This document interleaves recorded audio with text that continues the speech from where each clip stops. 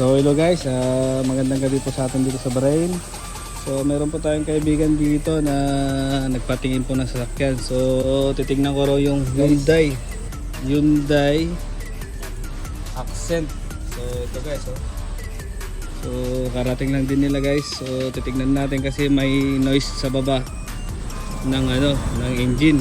So yun nararamdaman nila pagka nasa hams. So try po natin patakbuhin at i-road test po natin kung anong mararamdaman po natin. So ito yung sakyan niya. So tingnan nyo naman, pag pili talaga may-ari. Ang linis. Marami na akong nakitang mga ibang lahing sasakyan pero hindi maganda yung loob. So, tingnan nyo guys, ito po siya. Hello. Si kaibigan natin si Dan, saka si RR. Pinas din po sila, Pilipino rin. So pakiramdaman po natin guys, kasi natakbo na ito isa po 113. So ito yung odometer niya guys. Yan, 113. So try po natin patakbuhin kung ano mararamdaman natin. Sino bro? Works actually. Si Easy Works? Easy works. The trap is sprung. The trap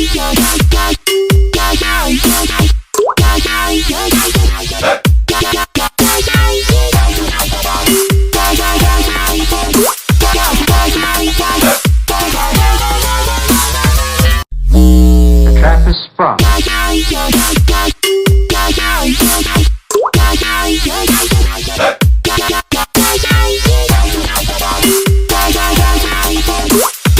Try mo bro ha?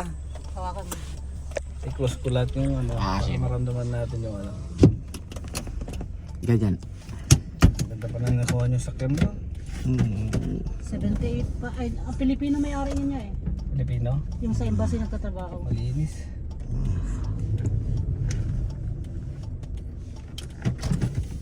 Sana hindi natin maramdaman yung steering rack. So mounting na rin. Ay, tama na rin yung mounting mo bro. So, sakyan mo.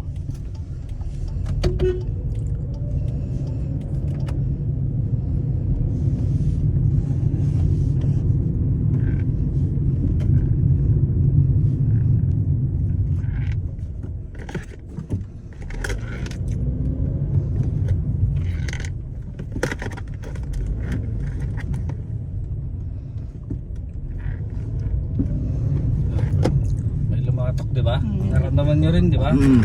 Yun yung steering rack. Kasi paggalaw ko nung ito. Oh, Ganyan. yung steering rack, ito na yung gumakalog na. Maluwag daw eh. Pero okay pa naman. Pero yun lang, nailang na kayo. Lakas ng kalog niya. Lalo na yun, puro limestone. Lalo na pag road. Yun nga guys, so tingnan natin mamaya. Parang yun na nga yung steering rack. Tsaka yung CB axle. Kasi kumakalog din yun. Silipin natin ulit mamaya. Meron tayong kaibigan na dinala rin dyan. Pagdala dyan sinilip ko yung lalim. CB axle niya is natuyuan na yung CB axle niya. Ngayon nung natuyuan na, siyempre hindi na kaya na lagyan pa ng langis yun. Kailangan ng palitan po. Assembly na yun. So sabi ko sa kanya, medyo kamahalan na pag-assembly na yan. Pero pagka nakakita ka na ng mga ganyang tagas ng yung CB mo, yung boot out saka yung inner niya, kailangan palitan mo na agad yung boot para di matuyuan yung langis. Pero ito, medyo meron pa naman lamang pero kalog na yung isa bro. Kalog nga daw. Dito kay banda bro? Diyan yan, yung bagong KLC yan. Sa likod mismo. Sa may Adia Tower. Likod na Alia Tower, walang ibang building dyan lang. Sa may clearance banda yan. Layo yun. Dito lang likod mismo. Lapit-lapit nga sa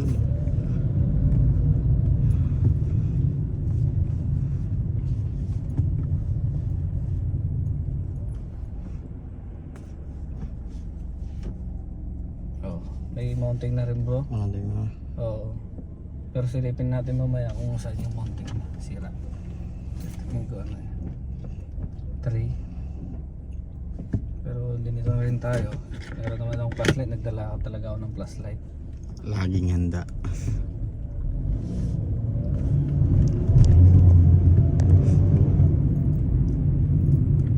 Dito ya, likod ng KFC. Ah, dito, papasok. Yan mismo yung building yan. Yes, Yan, pati.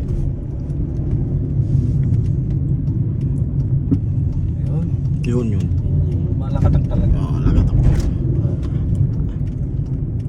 Dati ang lakas yan, bro. Yung hindi pa pinalitan yung kuhan, yung rubber. Oo, yung boss. Oo. Pero pag napalitan mo na yung ano, yung lower arm boss.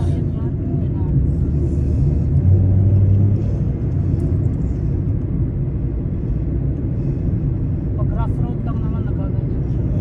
Epektado rin yun. Kasi kumakalog na yung ano eh. Steering rack. Pati yung CB na rin na kumakalog na rin. Tsaka bro, yung takbo ko 80. Oo. Tapos, Sumasabay na. bibitawan ko yung Accelerate. tsaka tumutunog. Oo, yun na talaga. Steering rack bro. Silipin natin ulit para makita mo bro.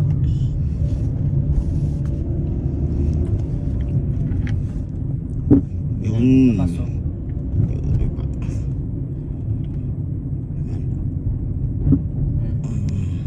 Marinig niyo bro? Oo. Lakas. Yun yung Kaya natatakot ako yung sabi ko sa kanya.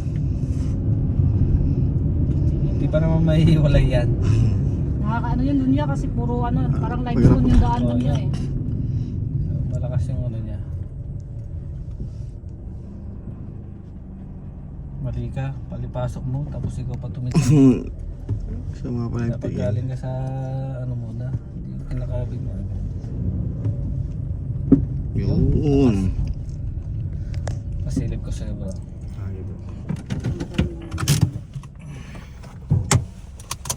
Paisa ka na bro ha? Oh, ayos lang. Ayos lang yan bro. Iba na lang. Be, flashlight be. Okay lang bro, meron dito.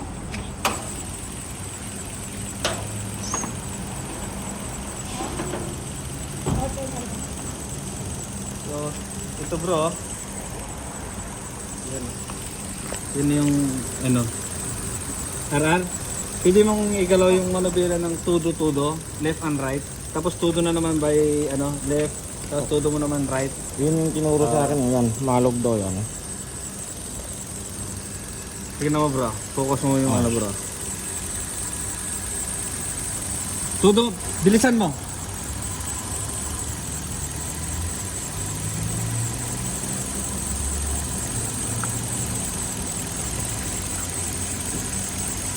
Malakatak yan. Balik. Balik yan. lang.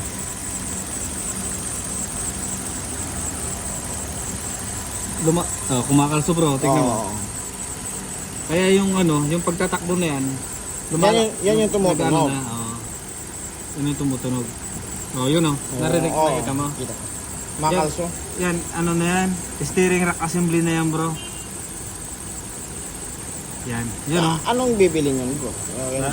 Anong bibili niyan? Ha? Anong bibili niyan? Assembly yan bro. Tatanggal yan, oh. Ikaw magtayo bro.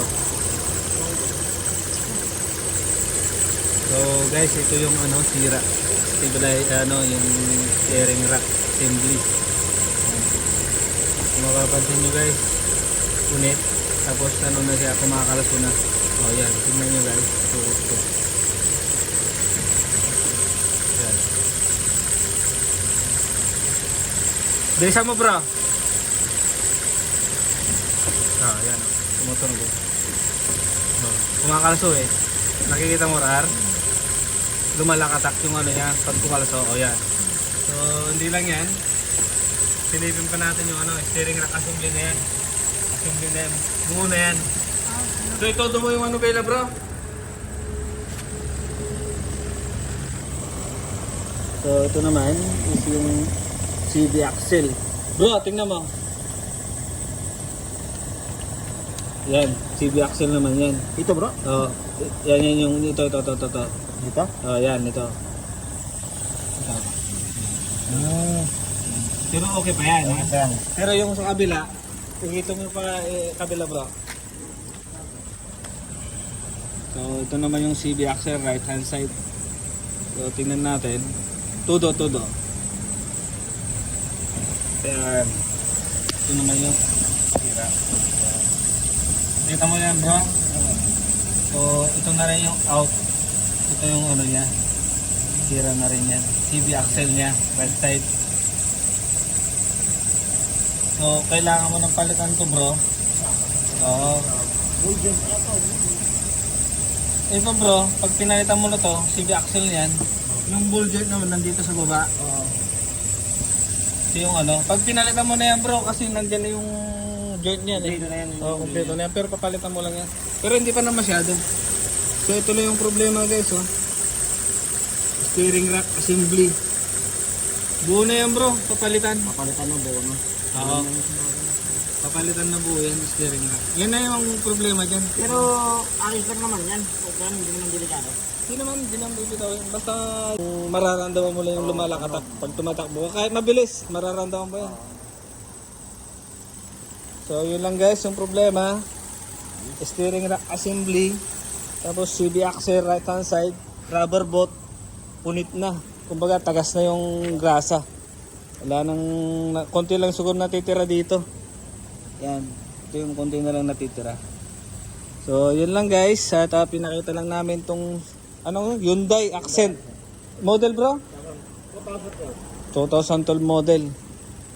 So ito yung kaibigan natin dito. So shout out po sa mga sila ano pala, sila kasama niyo dati? Ay, nasa ano sila? Dasma nakatira. Ay doon na sila, nagiwaiwalay na sila.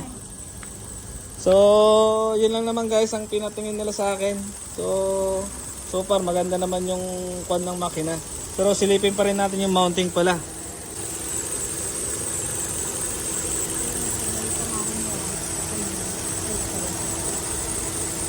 Shock absorber. Ito pinalitan nila last time. Guys, ito. Tapos yun. May bearing din yan. Oo. So, may... Tulog bro, ayos lang yung tulog lang. Ito makina mo, walang problema bro. Walang problema. So, okay naman siya. Yun lang yung papalitan mo. Yun na lang palitan mo bro, steering rack na lang. Oh, pero tumingin ka na lang sa mga kasarahan. Alam mo naman yun. Yun nga guys, oh. Pakita ko sa inyo yung steering rack. Yun, steering rack. Kasi kumakalaso na yan guys eh. Nagkakaroon ng vibration, tapos maingay na pag nagpapatakbo ka. Yan yung... Oh, yan. Nagkakalaso guys, nagkakalaso. Kaya nagkakaroon ng lakatak. Gumagano, bigla-bigla na lang yan. Steering rack assembly. Saka itong CB axle, rubber boot. So kailangan niya ng palitan yan. So mura lang naman to. Ayan.